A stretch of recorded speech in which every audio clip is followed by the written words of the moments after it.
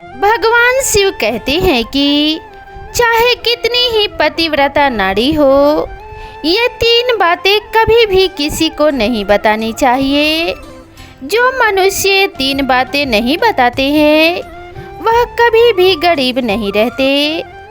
तो आइए इस कथा के माध्यम से जानने की कोशिश करते हैं कि वह कौन सी 3 बातें हैं जिसे जान लेने से इंसान को कभी भी दुखों का सामना नहीं करना पड़ता। दोस्तों, यह कथा आपको जीवन जीने की ढेर सारी प्रेरणा देकर के जाएगी, इसलिए इस पवित्र कथा को पूरा सुने। दोस्तों, बहुत ही प्राचीन समय की बात है। एक नगर में एक धनवान सेठ और उसकी पत्नी बड़े प्रेम से रहा करते थे। उसके घर में किसी चीज़ की कोई कमी नहीं थी। सेठ का व्यापार बहुत अच्छे से चल रहा था। उसकी पत्नी भी बहुत खुश रहती थी। इधर एक दिन भगवान शिव एक साधु का वेश धारण करके पृथ्वी लोक पर भ्रमण करने के लिए निकले और पहुंच गए इसी सेठ के एक सुंदर से बगीचे में। इसी सेठ के बगीचे में भगवान शिव एक साधु के रूप में रहने लगे। सेठ के बगीचे में एक बट वृक्ष था। उस बट वृक्ष के नीचे साधु महाराज अपना आसन बिछाकर ध्यान किया करते थे। अब सेठ और सेठानी दोनों साधु महाराज की बहुत सेवा करते थे और उसकी देखभाल करते थे। सेठ हर रोज साधु महाराज को घर का भोजन देते थे और साधु महाराज भी उनसे बहुत प्रेम करते थे। भगवान शिव जो साधु थे वे बहुत ही सुखी थे, क्योंकि उन्हें किसी चीज के लिए कहीं और जाना नहीं पड़ता था। सेठ उन्हें हर रोज स्वादिष्ट भोजन खिलाते थे। सेठ की पत्नी बहुत ही सरल और भोली स्वभाव की थी। उसकी आदत थी वह घर की हर बात बाहर वालों को बता देती थी। एक दिन सेठ की पत्नी ने अपने पति से पूछा, पिया जी, आपका व्यापार कैसा चल रहा है? आप कैसे इतना मुनाफा कमाते हो? अपनी पत्नी की बातें सुनकर सेठ ने सारी बात अपनी पत्नी को बता दी कि मैं अनाज का व्यापार करता हूँ। मैं सस्ते दाम में अनाज खरीदता हूँ और उसे महंगे दामों में बेच देता हूँ। अपने पति की यह बातें सुनकर सेठानी बहुत प्रसन्न हुई। उसने सोचा, मेरे पति तो बहुत ही बुद्धिमान हैं। यह बात तो सारे नगर वालों को पता होना ही चाहिए कि मेरे पति कितने बुद्धिमान हैं और इतना ज़्यादा धन कमाते हैं। अब सेठ की पत्नी ने पूरे नगर में यह बात फैला दी कि उनके पति इस तरीके से पैसा कमाते हैं। अब तो ज़्यादातर लोग उस सेठ की तरह अनाज का धंधा करने लगे। अब अधिक लोगों के अनाज का व्यापार करने से पहले जो सेठ को सस्ते दाम में अनाज मिल जाया करता था, वही अनाज अब महंगे दाम में मिलने लग गया, जिसके कारण सेठ का मुनाफा कम हो गया और धीरे धीरे वह सेठ गरीब होता जाता है। सेठ का पूरा धंधा बैठ जाता है। यह देखकर सेठ बहुत चिंतित और दुखी हो जाता है। एक दिन की बात है, सेठ अपने व्यापार की परेशानी से तंग आकर बगीचे में बैठा था। तभी भगवान शिव जो सन्यासी थे वहां पर आते हैं और कहते हैं, क्या बात है सेठ जी, आज आप कुछ परेशान लग रहे हैं। तब सेठ बताता है कि हे संत महात्मा, मेरा व्यापार बहुत मंदा चल रहा है, मुनाफा बहुत कम हो गया है। नगर के बहुत से लोगों ने अनाज का धंधा शुरू कर दिया है, जिससे मेरा धंधा बैठता जा रहा है। भगवान शिव जो सन्यासी थे, सेठ की बातें सुनकर कहते हैं, सेठ जी, क्या आपने किसी को बताया था कि आप किस प्रकार अपना धन अर्जित करते हैं? किस प्रकार आप अपनी जीविका चलाते हैं। तब सेठ कहता है कि हाँ महाराज, मैंने अपने पत्नी को सारी बात बताई थी, क्योंकि वह मुझसे पूछ रही थी कि आप इतना धन कैसे कमाते हैं। तब मैंने उससे बताया था कि मैं अनाज का व्यापार करके धन अर्जित करता हूँ। साधु महाराज को सारी बात समझ में आ जाती है और साधु महाराज कहते हैं, सेठ जी आपने बहुत बड़ी गलती कर दी है। आपको सेठानी जी से यह बातें नहीं बतानी चाहिए थी। आज मैं आपको एक कहानी सुनाता हूँ और इस कहानी के माध्यम से बताऊंगा कि चाहे कितना ही गरीब इंसान हो, यह 3 बातें कभी किसी को नहीं बतानी चाहिए। इससे गरीबी आपके आसपास भी नहीं भटकेगी। अब साधु जो भगवान शिव थे, वह अपनी कहानी प्रारंभ करते हैं और सन्यासी कहते हैं, सेठ जी एक समय की बात है, एक नगर में एक गरीब आदमी रहता था। वह इतना गरीब था कि अपने परिवार के लिए ठीक से भोजन भी नहीं जुटा पाता था। फिर सन्यासी कहते हैं, सेठ जी गरीबी मनुष्य के लिए एक बहुत ही मुसीबत की घड़ी होती है, क्योंकि बिना धन के गृहस्थी और घर चलाना बहुत ही मुश्किल होता है। फिर सन्यासी आगे कहते हैं, सेठ जी वह गरीब आदमी जैसे तैसे अपने घर वालों का पेट पाल रहा था। कभी उनको भोजन मिल जाता था तो कभी भूखे पेट ही सोना पड़ता था। एक दिन उसकी पत्नी ने कहा कि देखो, हमारे पास तो धन ही नहीं है। सुबह को खा लो तो शाम की उम्मीद नहीं है, शाम को खा लो तो सुबह की उम्मीद नहीं है। आखिर ऐसे कब तक चलेगा? मैं जैसे तैसे करके घर चला लूँगी, लेकिन आप धन कमाने के लिए परदेश चले जाइए। इस प्रकार से हमारे परिवार का गुजारा नहीं चलेगा। मनुष्य के पास चाहे कितना ही धन हो, लेकिन अगर उसके पास कोई काम नहीं है तो वह धन भी बेकार होता है। अगर हम कुछ नहीं करेंगे तो अपने बच्चों को कैसे पालेंगे? भूखे मरने से अच्छा है कि किसी की छोटी मोटी मजदूरी ही कर ले। अब पत्नी के बार बार कहने पर वह गरीब आदमी धन कमाने की आस लेकर घर से निकल पड़ा। वह जंगलों के रास्ते से परदेश के लिए रवाना हुआ। चलते चलते वह एक जंगल में पहुंच गया। दूर की यात्रा तय करके जा रहा था।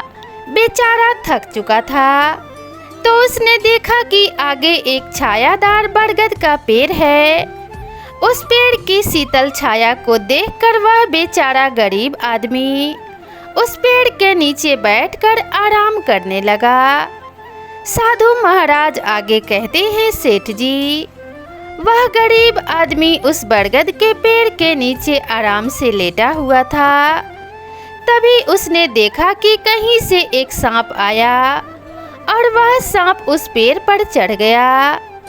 गरीब आदमी उस सर्प को गौर से देख रहा था। सोचने लगा कि यह सर्प इस बरगद के पेड़ पर क्यों चढ़ा है और अब यह क्या करेगा। तभी उसने देखा कि उस पेड़ की डाल पर तोते का घोंसला था। घोंसला में तोता और मैना के बच्चे रखे हुए थे। सर्प को देखकर तोता और मैना के बच्चे डर के मारे चिल्लाने लगे। वह गरीब आदमी देखते ही देखते समझ गया कि यह सर्प इन बच्चों को खाने आया है। सोचने लगा कि मैंने तो इन बच्चों को देख लिया है, अगर अब मैं इन्हें नहीं बचाता हूँ तो मुझे बहुत पाप लगेगा। बच्चे तो बच्चे ही होते हैं, चाहे वह इंसान हो या किसी पक्षी के बच्चे हो। हमेशा बच्चों की रक्षा करनी चाहिए।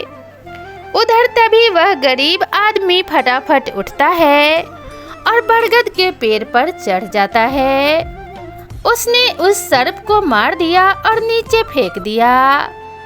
फिर उसी बरगद के पेड़ के नीचे आकर लेट गया। तोता और मैना के बच्चे अपनी रक्षा करने वाले उस गरीब आदमी को मन ही मन बहुत दुआएं देने लगे। कुछ समय बाद तोता और मैना अपने बच्चों के पास आते हैं।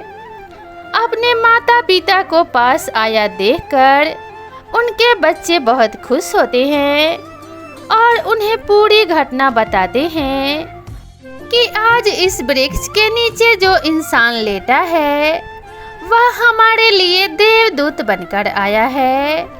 हमें खाने के लिए एक भयंकर सर्प आया था। इसी इंसान ने उस भयानक सर्प को मारकर हमारे प्राण बचाए।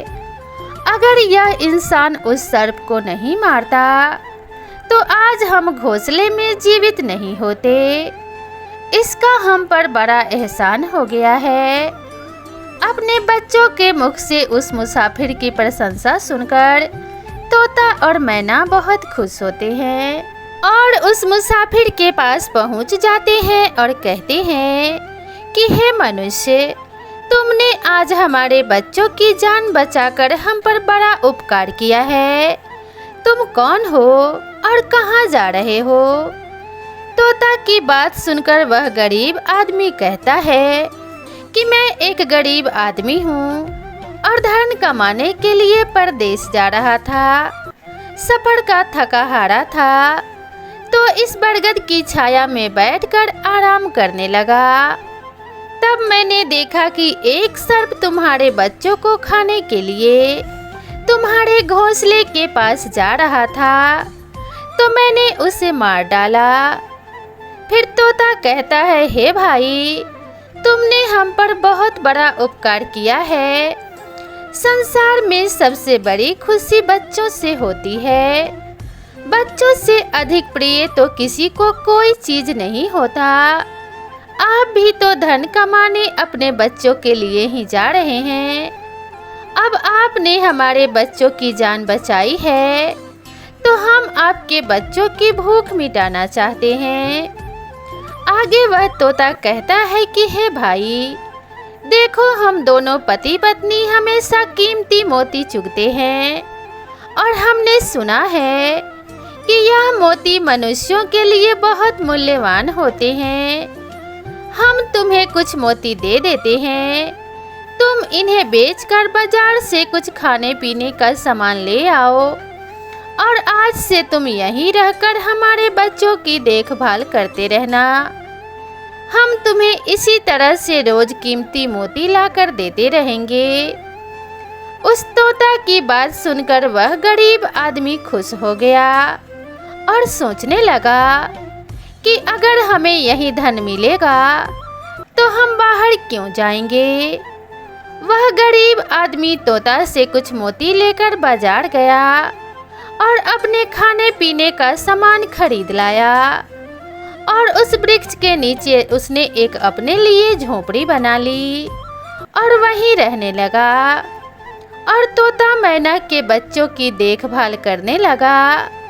अब तो तोता और मैना निश्चिंत हो गए कि उन्हें उनके बच्चों की रक्षा करने वाला मिल गया है। तोता और मैना शाम को लौटकर आते थे। अपने बच्चों को घोंसले में सुरक्षित देखकर बहुत खुश होते थे और उस गरीब आदमी का धन्यवाद करते और उसे कुछ मोती लाकर दे दिया करते थे।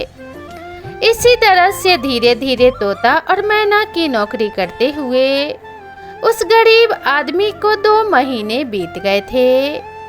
इधर तोता और मैना के बच्चे भी बड़े हो गए थे। अब उस गरीब आदमी को अपनी पत्नी और बच्चों की याद आने लगी।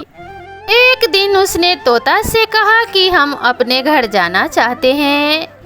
पता नहीं हमारी पत्नी और बच्चे कैसे हैं। तब तोता कहता है कि अब हमारे बच्चे उड़ने के काबिल हो गए हैं। अब तुम अपनी पत्नी और बच्चों को देखो और जब कभी तुम्हें हमसे मिलने का मन हो तो इसी स्थान पर आ जाना। इतना कहकर तोता और मैना उस गरीब आदमी को ढेर सारे मोती दे देते हैं। अब वह मोतियों को अपने साथ लेकर अपने घर पहुंच जाता है। उसने वह मोती अपने पत्नी को दिखाए तो उसकी पत्नी बहुत प्रसन्न हुई। उसने पूछा कि आप इतने कीमती मोती कहाँ से लेकर आए हो? तब उस आदमी ने बताया कि मैं बीते 2 महीने से एक तोता और मैना की नौकरी कर रहा था। उन्हीं ने मुझे यह कीमती मोती दिए हैं। यह मोती बहुत ही कीमती और अनमोल है। अपने बच्चों को अच्छे वस्त्र लाकर दूंगा और तुम्हारे लिए भी नए नए गहने बनवाऊंगा। वह साधु महाराज उस सेठ से कहते हैं कि सेठ जी, वह गरीब आदमी उन मोतियों को बेचकर बाजार से अपने घर का सारा जरूरी सामान ले आया और अपना नया घर बनवाने लगा और वह आराम की जिंदगी जीने लगा। इधर उस नगर का राजा एक अजीब से रोग से ग्रसित हो गया। राजा का इलाज करने दूर दूर से बड़े बड़े वैद्य हकीम आते हैं और अपने अपने तरीके से इलाज करने लगे। एक वैद्य ने कहा, महाराज, आपकी इस बीमारी की दवा के लिए हमें तोते के बच्चे का मांस चाहिए, जिससे कि हम आपकी दवाई बना सके। इधर राजा ने संपूर्ण नगर में यह घोषणा करवा दी कि जो भी तोता का बच्चा पकड़कर लाएगा उसे उचित इनाम दिया जाएगा। अब तो वह जो गरीब व्यक्ति था, उसकी पत्नी को किसी दूसरी औरत ने बताना शुरू किया कि बहन, क्या तुम्हें पता है कि राजा साहब ने तोता का बच्चा लाने का आदेश दिया है। तोता लाना कोई आसान काम नहीं है। जब गरीब आदमी की पत्नी ने सुना कि राजा साहब बीमार हैं और उन्होंने घोषणा की है कि जो कोई उन्हें तोता का बच्चा लाकर देगा उसे सोने के सिक्कों से माला माल कर देंगे। यह सुनकर उस गरीब आदमी की पत्नी ने कहा, मेरे पति तो 2 महीने तोता और मैना की नौकरी करके आए हैं। इतना कहने के बाद वह अपने घर चली गई। नगर की स्त्रियों ने उसकी बात सुनी और अपने अपने पतियों से बताए। धीरे धीरे राजा ने भी यह बात सुनी कि उनके राज्य में एक व्यक्ति है जो तोता और मैना के पास नौकरी करके आया है। राजा ने अपने सैनिकों को आदेश दिया कि उस आदमी को पकड़ कर ले आओ जो तोता और मैना के पास नौकरी करके आया है। राजा की आज्ञा पाकर सैनिक गए और उस आदमी को पकड़कर ले आए। गरीब आदमी घबरा गया और बोला, महाराज, आप मेरे प्राण ले लो, पर मैं आपको तोता का बच्चा लाकर नहीं दे सकता। मैंने तो उनकी जान बचाई थी। एक रक्षक भक्षक कैसे बन सकता है? उसके इनकार करने पर राजा बहुत नाराज हुए और बोले, अगर तुमने हमारी बात नहीं मानी और तोता का बच्चा लाकर नहीं दिया तो हम तुम्हारी पत्नी और बच्चों को मरवा देंगे। आगे भगवान शिव रूपी वह साधु महाराज कहते हैं कि मनुष्य सबसे ज्यादा कमजोर तब पड़ता है जब उसके बच्चों की सुरक्षा की बात आती है। ऐसे में वह कुछ भी करने को मजबूर हो जाता है, क्योंकि अपनी जान तो कोई भी व्यक्ति हंसते हंसते दे दे, लेकिन बात जब बच्चों की जान की आती है तो व्यक्ति हर समझौता करने को तैयार हो जाता है। वह व्यक्ति बहुत घबरा गया और सोचने लगा कि अब मुझे किसी भी तरह तोता का बच्चा राजा को लाकर देना ही होगा। वह घर आया और अपने पत्नी को डांटने लगा कि तुमने यह क्या कर दिया? तुम्हें बिल्कुल भी समझ नहीं है हम क्या करते हैं और कहाँ जाते हैं। तुमने यह बातें नगर की स्त्रियों से क्यों कही? धीरे धीरे यह बात राजा तक पहुँच गई। अब बताओ मैं क्या करूं? उस तोता और मैना ने हमें नया घर और पहनने को अच्छे वस्त्र दिए। मैं उनके साथ गद्दारी कैसे कर सकता हूँ? तुमने यह बात उन महिलाओं को बताकर बहुत बड़ी भूल की है। वह व्यक्ति अपने पत्नी को समझाते हुए कहता है कि देखो, अपने घर की कुछ बातें दूसरों से कभी नहीं कहनी चाहिए। पहली बातें, आपके घर में कितना धन है और आपकी कमाई का स्रोत क्या है, यह बातें दूसरों से कभी नहीं बतानी चाहिए। दूसरी बात, घर में आपसी प्रेम की बातें, पति पत्नी की प्रेम की बातें बाहर वालों के सामने नहीं करनी चाहिए। झगड़ा, मतभेद, मान अपमान की बातें कभी दूसरों के सामने नहीं करनी चाहिए, वरना लोग हमारी गुप्त बातें जानकर हमारी कमजोरी को समझकर हमारा फायदा उठाते हैं। चौथी बात, अपनी कमजोरी दूसरों के सामने ना बताएं और अपनी उन्नति का राज किसी को भी ना बताएं।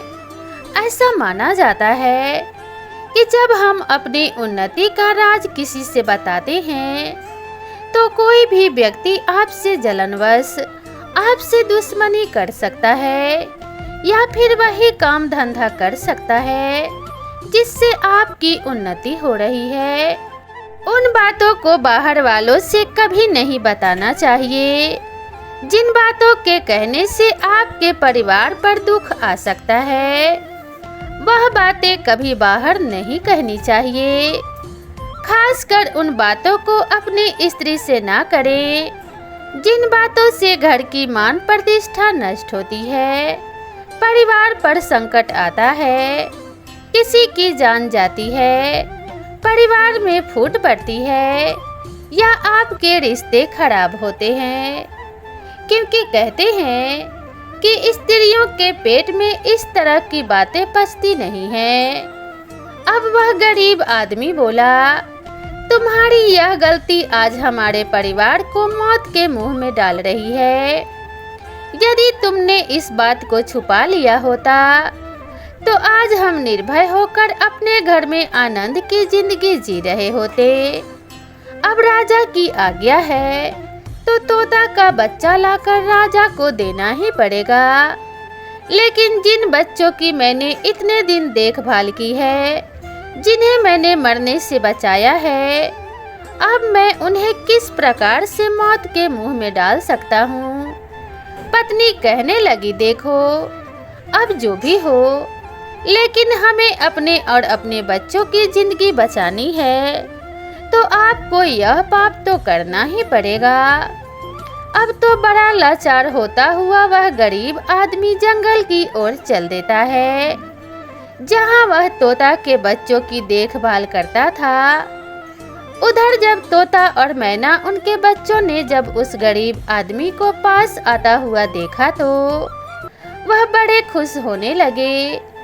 अपने बच्चों को अत्यंत खुश होता देखकर तोता और मैना कहने लगे, अरे बच्चों, तुम इतने खुश क्यों हो रहे हो? वह आदमी तुम में से किसी एक को लेने आ रहा है। तुम में से कौन है जो आज उसके साथ जाकर उसकी और उसके बच्चों की जान बचाएगा? फिर तोता कहता है कि बच्चों, लेकिन एक बात याद रखना, तुम में से जो भी उसके साथ जाएगा वह कभी लौट कर नहीं आएगा। वह नगर के राजा का भोजन बन जाएगा। प्रिय श्रद्धा, तूने पूछा कि आप ऐसा क्यों कह रहे हो?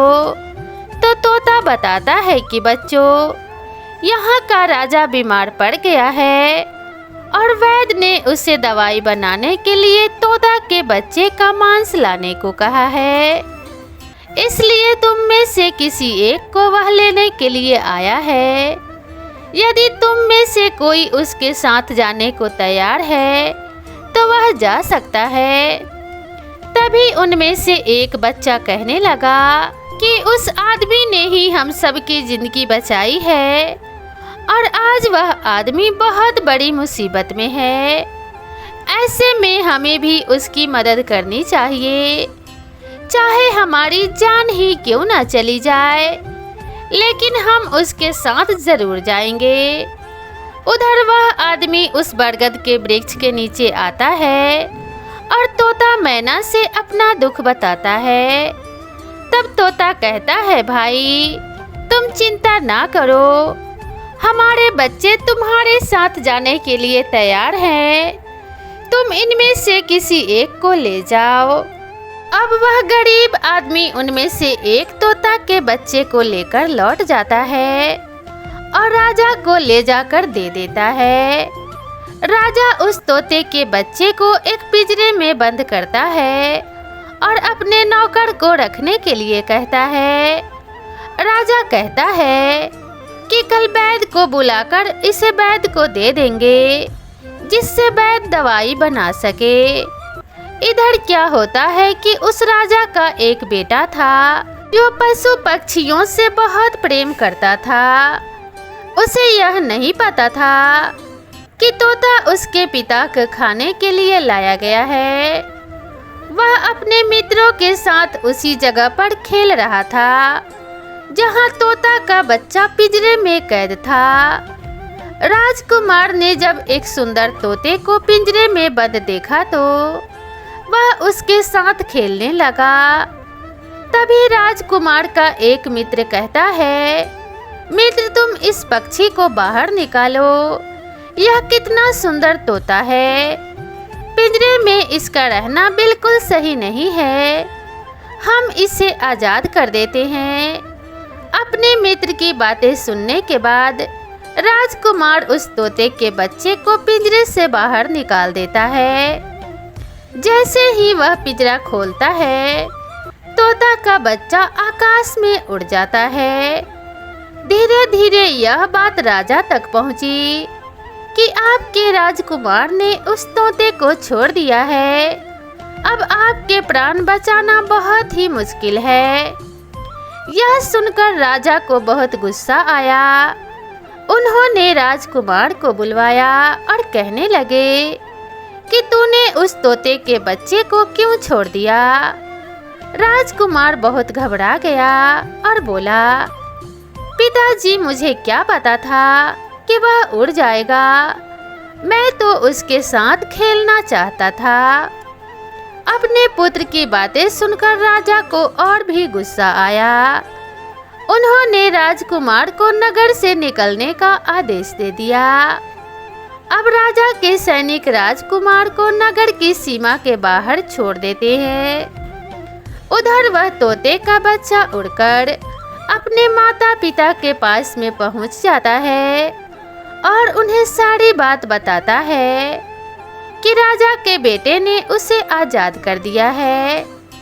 तोता और मैना ने जब अपने बच्चे को देखा तो कहा, पुत्र राजा के बेटे ने तुम्हें तो आज़ाद कर दिया, लेकिन वह खुद संकट में फंस गया है।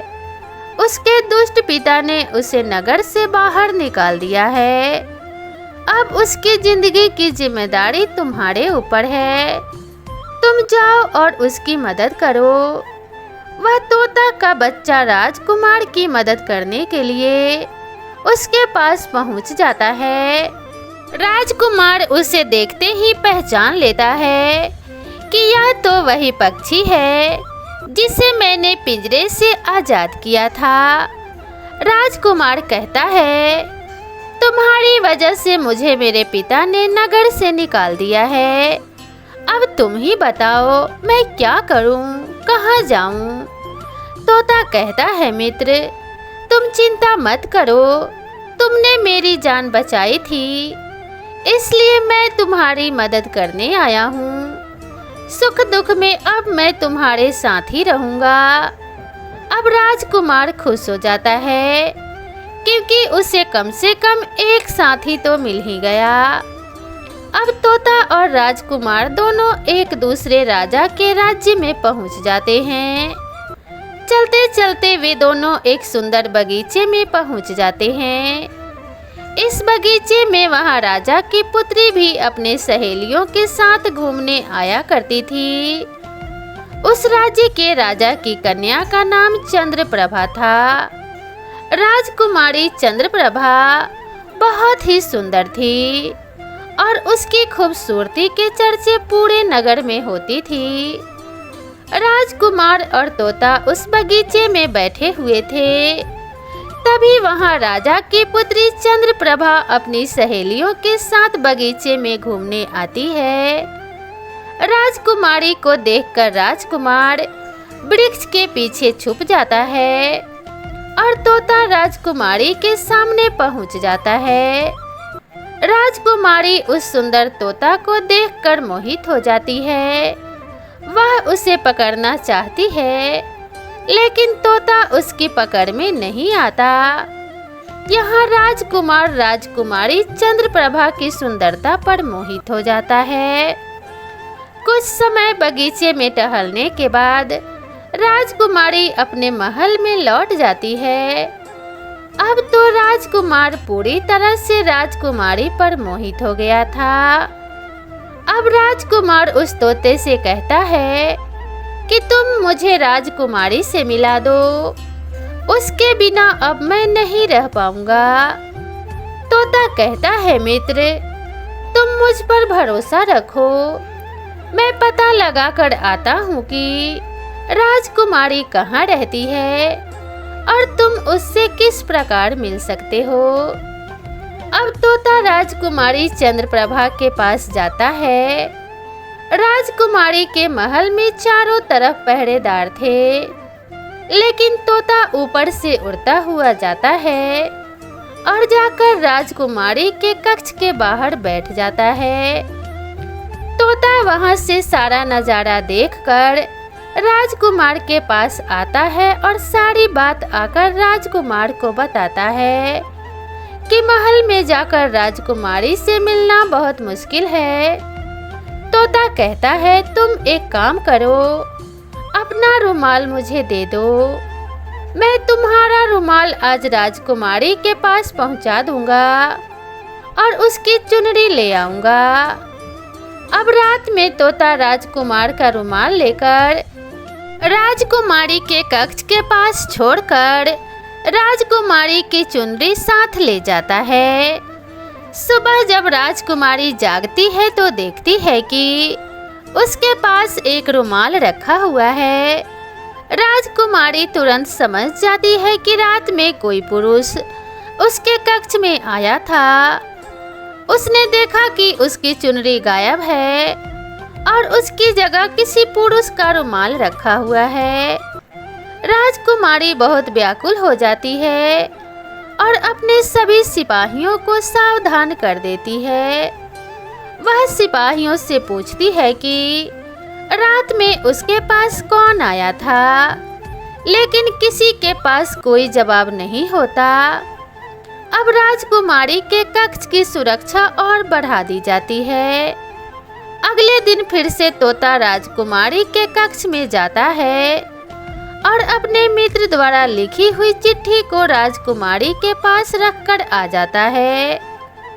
अगले दिन जब राजकुमारी जागती है और चिट्ठी को पढ़ती है तो उसमें लिखा हुआ होता है कि राजकुमारी, मैंने जब से तुम्हें देखा है तब से मैं तुम्हारा हो गया हूँ। मैं तुमसे विवाह करना चाहता हूँ। अगर तुम्हें मुझसे मिलना है तो तुम अपने बगीचे में आ जाना, मैं तुमसे वहाँ मिलने आऊँगा। अब राजकुमारी अपने सहेलियों को लेकर बगीचे में जाती है, लेकिन वहाँ उसे कोई पुरुष नजर नहीं आता। वहाँ तो सिर्फ वही तोता घूम रहा होता है जिसे उसने उस दिन देखा था। अब तो तोता राजकुमारी से कहता है, राजकुमारी, तुम जिसे ढूंढ रही हो मैं तुम्हें उससे मिलवा सकता हूँ, लेकिन पहले तुम मुझे वचन दो कि तुम मेरे मित्र को बंदी नहीं बनाओगी। राजकुमारी ने वचन दिया कि वह उसे बंदी नहीं बनाएगी। राजकुमारी उस तोते से कहती है कि अब तुम मुझे उससे मिलवाओ। मैं भी देखना चाहती हूँ कि वह कौन है जो इतनी सख्त पहरे के बावजूद भी मेरे कक्ष में पहुँच गया। तब तब तोता ने अपने मित्र राजकुमार को बुलाया। राजकुमार भी देखने में बहुत सुंदर था। राजकुमार को देखकर राजकुमारी भी उस पर मोहित हो गई। राजकुमारी ने उस राजकुमार से पूछा, तुम कौन हो और इतने कड़े पहरे के बाद भी तुम मेरे कक्ष तक कैसे पहुंच गए? राजकुमार ने कहा, जब दिल में प्रेम हो तो कोई भी कार्य असंभव नहीं होता। जब से मैंने तुम्हें देखा है मैं तुमसे प्रेम करने लगा हूँ और तुमसे विवाह करने की इच्छा रखता हूँ। जब राजकुमारी ने पूछा कि तुम कौन हो और कहाँ से आए हो, तब राजकुमार ने अपनी पूरी राम कहानी उसे सुना दी। राजकुमार की कहानी सुनने के बाद राजकुमारी के मन में उसके लिए सहानुभूति हो गई। अब तो रोज राजकुमारी चंद्रप्रभा उस राजकुमार से मिलने उस बगीचे में आया करती थी। एक दिन राजकुमारी ने कहा, राजकुमार, मेरे पिता तुम्हारे साथ मेरा विवाह कभी नहीं करेंगे, इसलिए मैं तुम्हारे साथ भाग चलती हूँ और कहीं दूसरी जगह चलकर हम अपना विवाह कर लेंगे और आनंद पूर्वक रहेंगे। राजकुमारी उस राजकुमार के साथ घोड़े पर सवार होकर भाग जाती है और काफी दूर जाने के बाद दोनों एक झोपड़ी बनाते हैं और विवाह करके दोनों साथ रहने लगते हैं। दोनों को रहते रहते बहुत समय बीत जाता है और वह तोता भी उन्हीं के साथ रहता है। अब साधु महाराज उस सेठ से कहते हैं, सेठ जी, एक दिन वह तोता उस राजकुमार से कहता है, मित्र, अब आप अपने घर चले जाइए। अब आपके पिता का गुस्सा भी शांत हो गया होगा। अब आपके पिता आपसे कुछ नहीं कहेंगे। जब वह आपको अपने बहू के साथ देखेंगे तो वह आपको माफ कर देंगे। उस तोते की बात मानकर वह दोनों, राजकुमार और उसकी पत्नी, अपने नगर के लिए चल देते हैं। चलते चलते रास्ते में एक नदी पड़ती है। उस नदी पर एक नाविक नाव चलाता था। राजकुमार अपने पत्नी को लेकर नाव में बैठ जाता है। जैसे ही नाव नदी के बीच में पहुंचती है तो राजकुमार ने देखा कि एक चूहा बार बार नाव पर चढ़कर आता है, लेकिन वह नाविक उसे हटाकर नदी में गिरा देता है। कई बार उस चूहे को नाविक हटा देता था। तब राजकुमार कहने लगा, अरे यह बेचारा इस प्रकार से तो जल में डूबकर मर जाएगा, इसलिए अपने प्राणों की रक्षा करने के लिए इस नाव पर चढ़ रहा है, इससे चढ़ जाने दो। जब राजकुमार ने नाविक से कहा कि आप इस चूहे को चढ़ जाने दो, तो राजकुमार के कहने पर उस नाविक ने उस चूहे को अपनी नाव पर चढ़ जाने दिया। जैसे ही चूहा नाव के अंदर गया, वह अंदर जाकर छुप गया। थोड़ी देर बाद उन्होंने देखा कि नाव के अंदर धीरे धीरे पानी आने लगा, पानी भरने लगा। जब नाव में पानी भरने लगा तो नाव पानी में डूबने लगी। धीरे धीरे जब नाव पूरी तरह डूब गई तो इस समय राजकुमारी और राजकुमार पानी में बहने लगे। पानी के बहाव से राजकुमार बहुत दूर पहुंच गया और राजकुमारी चंद्रप्रभा भी उस पानी में बहती हुई एक दूसरे राज्य के राजा के बगीचे में जा पहुंची। बगीचे में रहने वाला माली जब राजकुमारी को बेहोश अवस्था में नदी के किनारे पड़ा देखता है तो वह राजा को जाकर यह खबर देता है। राजा जब सुंदर लड़की को देखते हैं तो वह उस पर मोहित हो जाते हैं और सुंदर राजकुमारी को देखकर उसे अपने महल में ले आते हैं और राजवैद्य से उसका इलाज करवाते हैं। धीरे धीरे राजकुमारी ठीक हो जाती है तो एक दिन वह देखती है कि राजा उसके करीब खड़ा है। राजा कहने लगा, राजकुमारी, तुम्हारा इस दुनिया में कोई नहीं है। अब तुम हमारी पत्नी बन जाओ, तुम हमारी रानी बन जाओ और हमारे महलों में बड़े आराम के साथ रहो। राजकुमारी चंद्रप्रभा बहुत ही बुद्धिमान थी। उसने अपने मन में विचार किया कि यदि वह इस समय राजा को विवाह करने से मना करती है तो राजा उसके साथ जबरदस्ती करेगा। इसलिए उसने राजा से कुछ दिनों के लिए समय मांग लिया। राजकुमारी बोली, राजा साहब थोड़े दिन ठहर जाओ, उसके बाद मैं तुमसे विवाह कर लूंगी। राजा ने उसकी बात मान ली। अब राजकुमारी उस राजा के महल में रहने लगी और रोज गरीब असहाय लोगों को भोजन करवाने लगी। उधर अब क्या होता है, उसका जो पति था राजकुमार, जो पानी में बह गया था, वह बेचारा मुसीबत का मारा हुआ इधर उधर घूमता हुआ उसी जगह पर भोजन की तलाश में पहुंच जाता है जहां राजकुमारी गरीबों को भोजन करवाती थी। वहीं राजकुमार भी पहुंच गया। राजकुमारी ने उसे देखते ही पहचान लिया और उसकी आंखों में आंसू आ गए। राजकुमारी ने राजकुमार को एकांत में बुलाया और सारी बात बताई। उसने कहा, स्वामी आप यहाँ आराम से रहिए और इसी राजा की नौकरी कीजिए। जब हमें मौका मिलेगा तब हम यहाँ से भाग चलेंगे। और राजकुमार उसकी बात से सहमत हो गया और राजा का नौकर बनकर महल में रहने लगा। वह राजकुमारी की सहायता भी करने लगा और गरीबों को भोजन परोसने लगा। लेकिन राजा को यह पता नहीं था कि राजकुमार उसका पति है। राजा तो उसे अपना नौकर समझता था। इधर एक दिन राजकुमारी चंद्रप्रभा राजकुमार के साथ पक्षियों को दाना चुगा रही थी कि एक दिन वही तोता राजकुमारी के यहाँ दाना चुगने आया। उस तोते ने राजकुमार और राजकुमारी को पहचान लिया। राजकुमारी ने तोता को देखा तो उसकी आंखों में आंसू छलक आए। उसने तोता को पूरी कहानी सुनाई कि वे इस राजा के यहाँ फंस चुके हैं और राजा को भी नहीं पता कि वह पति पत्नी है। तब तोता कहने लगा, राजकुमार आप चिंता मत करो, आज रात राजा के सभी सैनिक सो जाएंगे, तब हम तुम्हें यहाँ से निकालकर तुम्हारे पिता के घर पहुँचा देंगे। जब रात होती है तो राजा के सभी सिपाही गहरी नींद में सो जाते हैं। जब सभी सैनिक सो गए तो इस समय राजकुमारी और राजकुमार रात के अंधेरे में महल से निकल पड़े।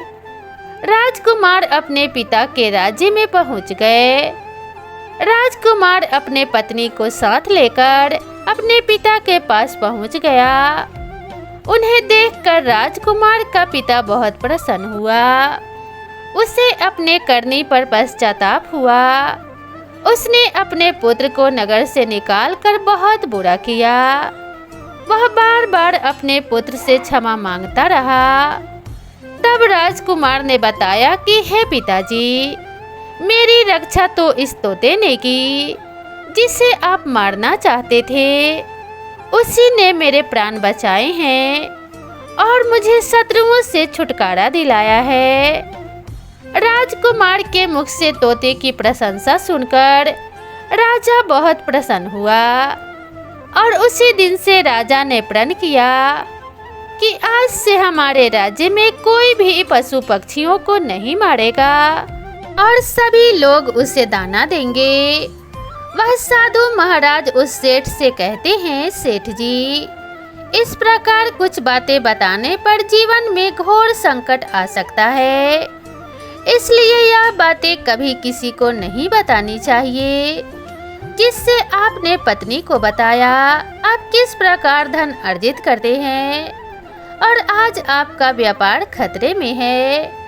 सेठ को अपनी गलती का एहसास होता है और वह अपने पत्नी को समझाते हैं कि तुम इन बातों को किसी को मत बताया करो, इससे हमारा नुकसान हो रहा है और जो भी व्यक्ति ऐसा करेगा उसका भी नुकसान होगा। तो दोस्तों, आप सभी को यह कहानी कैसी लगी कृपया कमेंट करके ज़रूर बताएं। अगर आप मेरे चैनल पे पहली बार आए हैं तो चैनल को सब्सक्राइब करना ना भूलें और इसी तरह की नई नई कथाओं और कहानियों के लिए आप मेरे चैनल से जुड़े रहें। वीडियो पसंद आई हो तो वीडियो को एक लाइक ज़रूर करें। तो मिलते हैं इसी तरह की नई कहानी के साथ, तब तक के लिए नमस्कार।